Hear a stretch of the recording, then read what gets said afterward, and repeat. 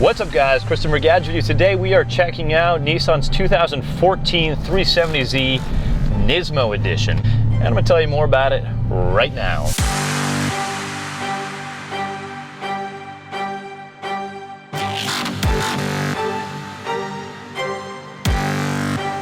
Alright, so here we are, we're inside of the 370z Nismo.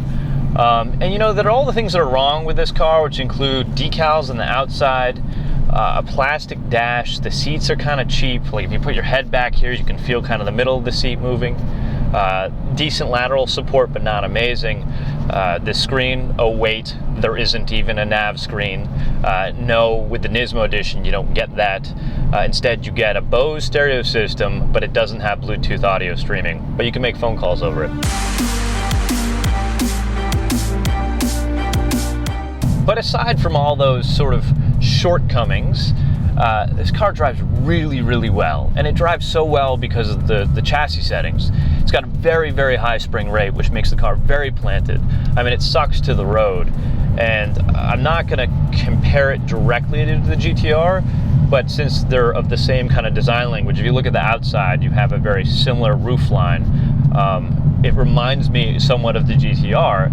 And part of that is also the noise in the cabin that you get, which is particularly loud. So what I'm trying to say, this car is anything but comfort. It is performance, and it is a performance vehicle. And under the hood is a V6 engine, 3.7 liter that produces 350 horsepower. It's a little bit more than the regular 370Z, and they've done that largely through the exhaust tuning.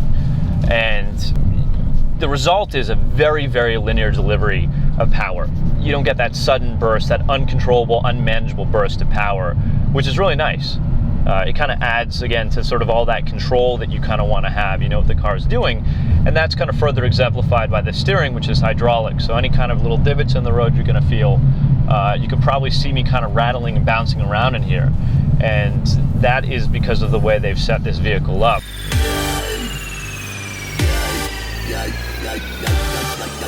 But let's just take it through some of these corners. You can sort of see how it sticks. Now, it's got traction control, which is most certainly to me a necessity on these kind of roads, especially when you've got a lot of, you know, switchbacks and windies and corners. I've turned it off and I've driven with it off, and you can easily get the corner of the back. Sorry, you can easily get the back end out on it. And so I'm not daring enough to drive it as such. But the traction control does a really good job, I think, of balancing it all out. And assisting with that is the brakes. The brakes are absolutely phenomenal. They're on point, easy to modulate, light on the foot, and really, really reactive. And you don't need a lot of power. I don't feel like I'm wearing down these brakes when I'm driving on these kind of roads. Whereas when I was driving something like the RS7, which by all accounts is no comparison, I felt like those were starting to really wear down, especially towards the end.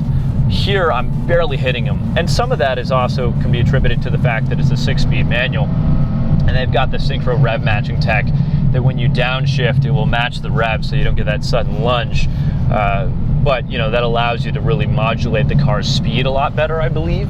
You know, whereas in an automatic, it will run a little bit more open. And obviously that's going to vary from vehicle to vehicle.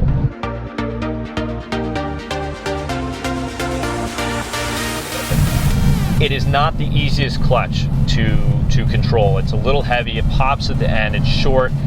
I'm 6'2", I've got this seat all the way pushed all the way back, and I'm kind of right at the end of where kind of how far my leg can be pulled out.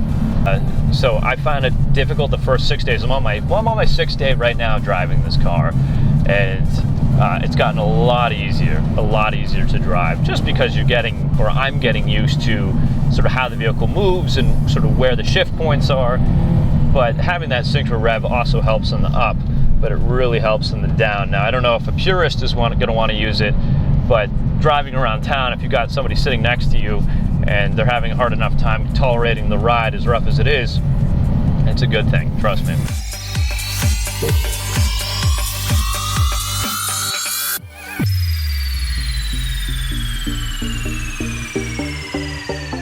So I can't, unfortunately, really do a comparison because I haven't driven a car that's quite like this. And when I say like this is a $46,000 vehicle. It's got a pretty significant premium over the regular 370Z. But performance-wise, it's good bang for buck. There's no question about that.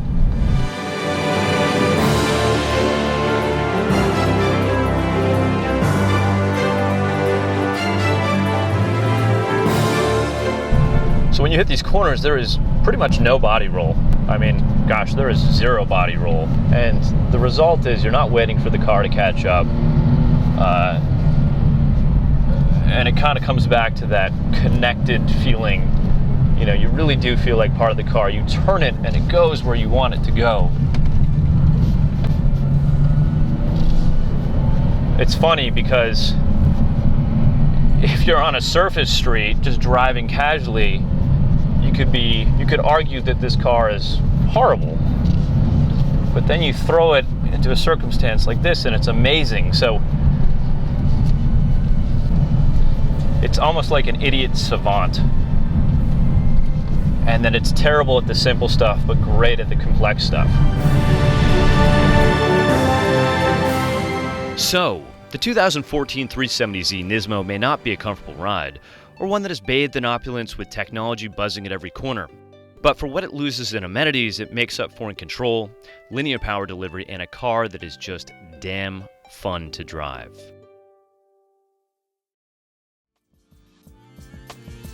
All right, guys, that's it. That's the 2014 370z Nismo. We release new videos every Tuesday, and if you like what you're seeing, please click here to subscribe.